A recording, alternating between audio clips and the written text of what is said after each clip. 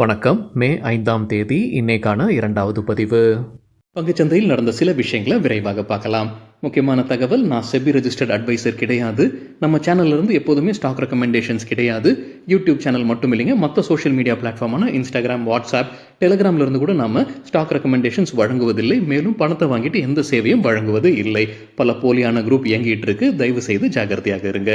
இந்த வீடியோவில் காட்டக்கூடிய அனைத்து கம்பெனிகளும் வெறும் இன்ஃபர்மேஷனல் பர்பஸ்க்காக மட்டுமே முதலீடு செய்யுங்கன்னு சொல்கிற வீடியோ கிடையாது.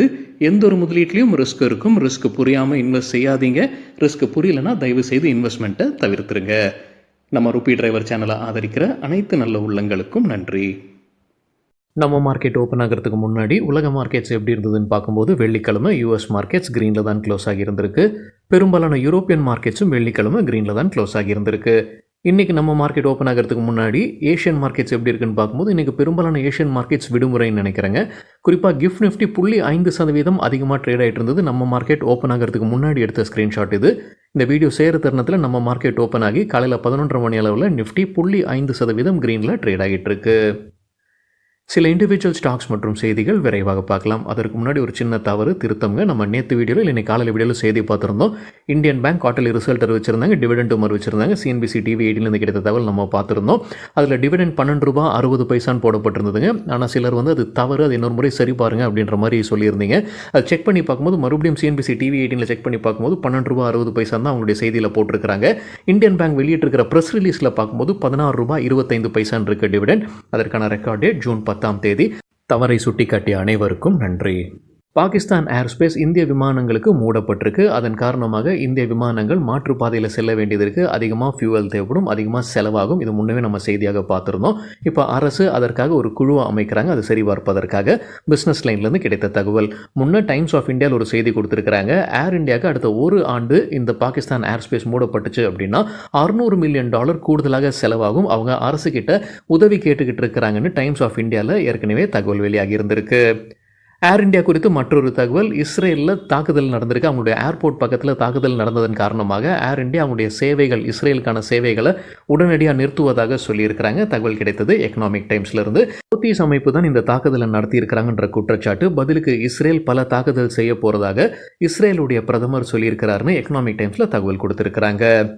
டாடா மோட்டார்ஸ் குறித்து சிஎன்பிசி டிவி 8 கிடைத்த ஒரு தகவல், ஸ்டாக் ஃபோக்கஸில் இருப்பதற்கான வாய்ப்பு இருக்குது. ஜகுவார் லேண்ட் ரோவர் மறுபடியும் யூஎஸ்ஏக்கு உங்களுடைய கார் ஏற்றுமதியை துவங்கி இருக்கிறாங்கன்னு சொல்லியிருக்கிறாங்க CNBC TV 8.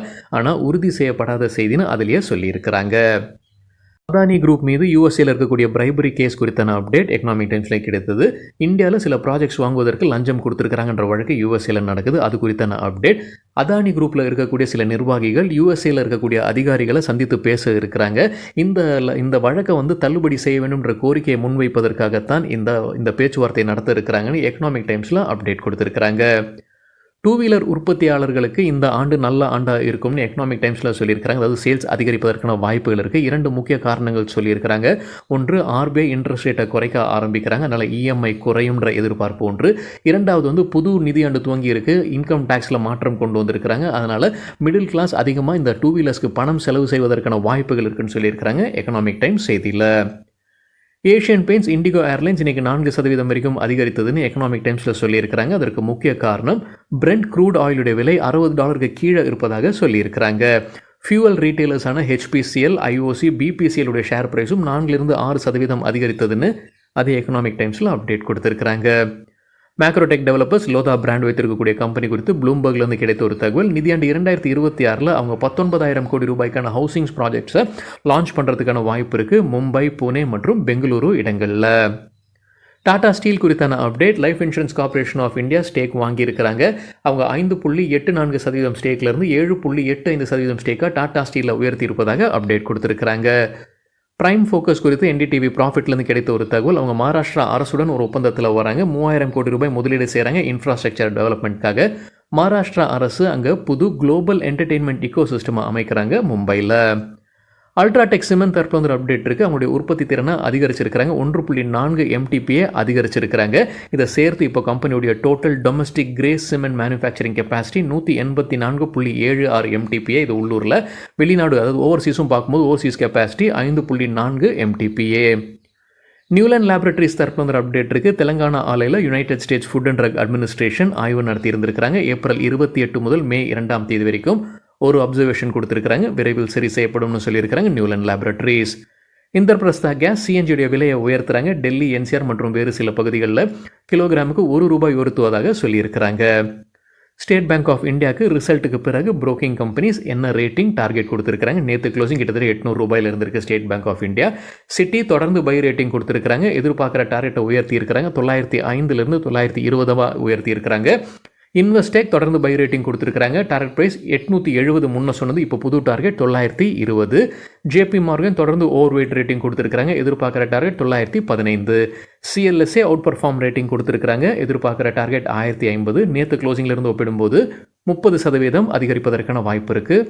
UPS neutral rating கொடுத்துருக்காங்க. எதிர்பார்க்குற டார்கெட் ₹840.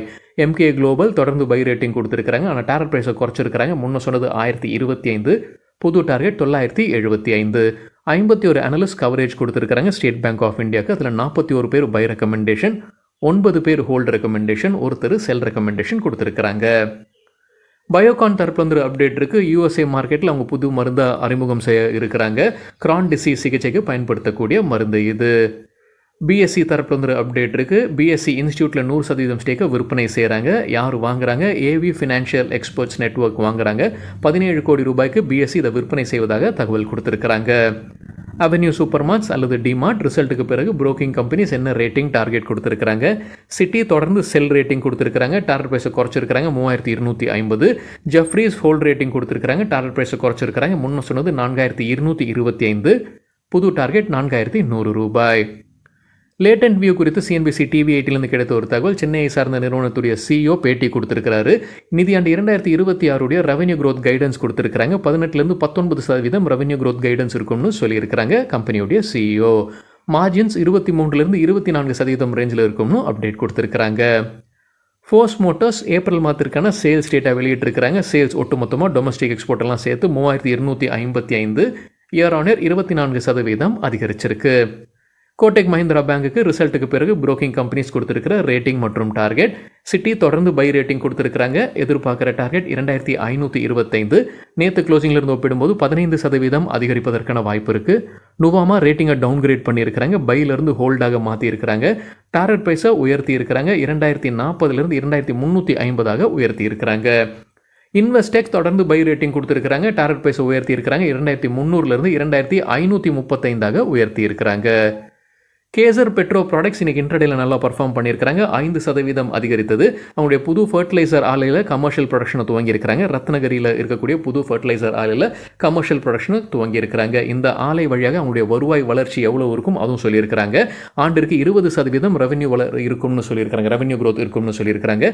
என்ன உற்பத்தி திறனில் இருக்குது இந்த புது ஆலை? 6000 டன் ஆண்டிற்கான உற்பத்தி திறனில் இருக்குது. இன்ட்ராடேல 5% அதிகரித்தது. சிட்டி யூனியன் பேங்குக்கு மெக்வேரி தொடர்ந்து அவுட் பர்ஃபார்ம் ரேட்டிங் கொடுத்துருக்காங்க. எதிர்பார்க்குற டார்கெட் 2200. நேற்று க்ளோசிங்லேருந்து ஒப்பிடும்போது 26% அதிகரிப்பதற்கான வாய்ப்பு இருக்குது. ஓபராய் ரியாலிட்டி தரப்பு வந்து அப்டேட் இருக்குது. அவங்க புது ப்ராஜெக்டை அறிமுகம் செய்திருக்கிறாங்க. அதோடைய புக்கிங்ஸ் வழியாக ₹970 கோடி கிடைச்சிருக்குன்னு சொல்லியிருக்கிறாங்க. மும்பையில் அவங்க அறிமுகம் செய்திருக்கக்கூடிய ப்ராஜெக்ட் இது. கடந்த 3 ஆண்டில் கன்சிஸ்டண்ட்டாக டிவிடெண்ட் ஈல்ட்ஸ் கொடுத்துருக்கிற 10 ஸ்டாக்ஸுடைய பட்டியல் எக்கனாமிக் டைம்ஸில் கொடுத்துருக்காங்க. ஸ்ரீ தினேஷ் மில்ஸ் நிதியாண்டு 2022 டிவிடெண்ட் ஈல்ட் 2.3% இருந்தது. நிதியாண்டு 2023 3.1, நிதியாண்டு 2024 9.2% இருக்குது. டிவிடெண்ட் ஈல்ட்னா என்னன்னு தெரியாதவங்களுக்காக எவ்வளவு டிவிடெண்ட் ஒரு ஆண்டிற்கு கொடுக்குறாங்களோ அந்த டிவிடெண்ட் டிவைடட் பை அவங்களுடைய ஷேர் ப்ரைஸ் அதை இன்டூ 100 பண்ணி அவங்க டிவிடெண்ட் ஈல்டாக கொடுக்குறாங்க. இரண்டாவது சென்னை பெட்ரோலியம் கார்ப்பரேஷன் நிதியாண்டு 2022 0.3%, 2023 4.4%, 2024 9%. இந்தியன் ஆயில் கார்ப்பரேஷனுடைய டிவிடெண்ட் ஈல்ட் 2022 6.1, அடுத்த ஆண்டு 2.2, 2024 நிதியாண்டில் 8.7%. ஓரியண்டல் கார்பன் அண்ட் கெமிக்கல்ஸ் உடைய டிவிடெண்ட் ஈல்ட் நிதியாண்டு 2022 8.2, அடுத்த ஆண்டிலும் 8.2, 2024 8.2%. IL&FS இன்வெஸ்ட்மெண்ட் மேனேஜர்ஸ் நிதியாண்டு 2022 4.2%, அடுத்த ஆண்டில் 8.4%, நிதியாண்டு 2024 7.3%. வேதாந்தாவுடைய டிவிடெண்ட் ஈல்ட் 10.7% இருந்தது. நிதியாண்டு 2022 23 24.2, 24 7%. கோல் இந்தியாவுடைய டிவிடெண்ட் yield நிதியாண்டு 2022 4.4%, 2023 நிதியாண்டில் 6.3%, 2024 நிதியாண்டில் 6.6%. கேஸ்ட்ரால் இந்தியாவுடைய டிவிடெண்ட் yield நிதியாண்டு 2022 3.3, அடுத்த ஆண்டில் 3.8, அதுக்கும் அடுத்த ஆண்டில் 6.6%. குஜராத் பிபாவாவ் போர்ட்டுடைய டிவிடெண்ட் yield நிதியாண்டு 2022 3, 2023 4.6, 2024 5.5%. பிபி கார்ப்புடைய டிவிடெண்ட் yield நிதியாண்டு 2022 2.1%, நிதியாண்டு 2023 2.5, நிதியாண்டு 2024 5.3% இருந்தது. சில புரோக்கிங் கம்பெனி ஸ்டாக் ரெக்கமெண்டேஷன்ஸ் கொடுத்துருக்காங்க. எக்கனாமிக் டைம்ஸ்லேருந்து கிடைத்த தகவல். பொனன்சா போர்ட்ஃபோலியோட ரெக்கமெண்டேஷன்ஸில் கிரெடிட் ஆக்சிஸ் கிராமீனுக்கு buy rating, target 1208, stop loss 1138 கொடுத்துருக்கிற காரணம் டெய்லி சார்ட்டில் அவங்க ஃப்ளாக் பேட்டர்ன் பிரேக் அவுட் நடந்திருப்பதாக சொல்லியிருக்கிறாங்க. ஃப்ளாக் பேட்டர்னா என்ன அப்படின்னு நம்ம வேறொரு வீடியோவில் டீட்டெயில்டாக பேசியிருக்கோம். அந்த வீடியோட லிங்க் இந்த வீடியோட டிஸ்கிரிப்ஷனில் இருக்குது. சாந்தூர் மேங்கனீஸ் அண்ட் அயனோஸ்க்கு buy rating, target 497, stop loss 470 கொடுத்துருக்கிற காரணம் cup and handle pattern form ஆயிருக்கு டெய்லி சார்ட்டில். கப் அண்ட் ஹேண்டில் பேட்டர்ன் குறித்தும் நம்ம வேறொரு வீடியோவில் டீட்டெயில்டாக பேசியிருக்கோம். அந்த வீடியோட லிங்க்கும் இந்த வீடியோட டிஸ்கிரிப்ஷனில் இருக்குது. சாய்ஸ் ஈக்விட்டி புரோக்கிங்குடைய ரெக்கமெண்டேஷன்ஸில் கோட்ரேஜ் ப்ராப்பர்ட்டிஸ்க்கு buy recommendation, target 2500 2600, stop loss 2080. அவங்க சொல்லியிருக்கிற காரணம் என்னென்னா வீக்லி சார்ட்டில் டபுள் பாட்டம் பேட்டர்னும் ஃபார்ம் ஆயிருக்கு, டிசெண்டிங் ட்ரையாங்கிள் பிரேக் அவுட்டும் நடந்திருப்பதாக சொல்லியிருக்கிறாங்க. டிசெண்டிங் ட்ரையாங்கிள் பேட்டர்ன் குறித்து நம்ம வேறொரு வீடியோவில் டீட்டெயில்டாக பேசியிருக்கோம். அந்த வீடியோட லிங்க்கும் இந்த வீடியோட டிஸ்கிரிப்ஷனில் இருக்குது. ஓரியன்ட் எலக்ட்ரிக்கு buy rating, target 264 270, stop loss 220. Jyoti சிஎன்சிக்கு buy rating, target 1250 1300, stop loss 1030. வீக்கெண்டில் ரிசல்ட் அறிவித்த சில கம்பெனிகள் இன்றைக்கி எப்படி பர்ஃபார்ம் பண்ணியிருக்கிறாங்க. நம்ம காலையில் 11:30 மணி அளவில் எடுக்கப்பட்ட டேட்டா இது. ஸ்டேட் பேங்க் ஆஃப் இந்தியா இன்ட்ராடேல 2% விழுந்தது. கோடெக் மஹிந்திரா பேங்க் 6% வீழ்ச்சி. டிமார்ட் 4% விழுந்தது. இன்ஃபோபீன்ஸ் டெக்னாலஜிஸ் வாலட்டைலாக இருந்திருக்கு, 3% அதிகரித்தது. வீடியோ சேர் தருணத்தில் ஃப்ளாட்டாக ட்ரேட் ஆகிட்டு இருக்கு.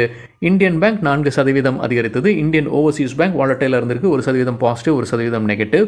சிட்டி யூனியன் பேங்க் 5% அதிகரித்தது. நியூ வெப் டெக்னாலஜிஸ் கலக்கியிருக்கிறாங்க, 18% அதிகரித்தது. மேரிகோ 5% அதிகரித்தது. நியூஜன் சாஃப்ட்வேர் 4% அதிகரித்தது. ஆர்ஆர்கேவிலும் கலக்கியிருக்கிறாங்க, 17% அதிகரித்தது. பராக் மில்க் ஃபுட்ஸும் நல்லா பர்ஃபார்ம் பண்ணியிருக்கிறாங்க, 13% அதிகரித்தது. அமி ஆர்கானிக்ஸ் வாலட்டைலாக இருந்திருக்கு, 3% பாசிட்டிவ், 3% நெகட்டிவ். சிடிஎஸ்எல் 5% வீழ்ச்சியை பார்த்துருக்கு இன்ட்ராடேல. விமார்ட் ரீட்டைல் போனஸும் அறிவிச்சிருந்தாங்க, 3 ஷேர் போனஸாக கொடுக்குறாங்க, 1 ஷேர் வைத்திருந்தா. இருந்தாலும் இன்னைக்கு இன்ட்ராடேல 8% வீழ்ச்சியை பார்த்துருக்கு விமார்ட் ரீட்டைல். சரிங்க, இதுதான் சில விஷயங்கள் என்னுடைய பார்வைக்கு எட்டியது. நன்றி, வணக்கம்.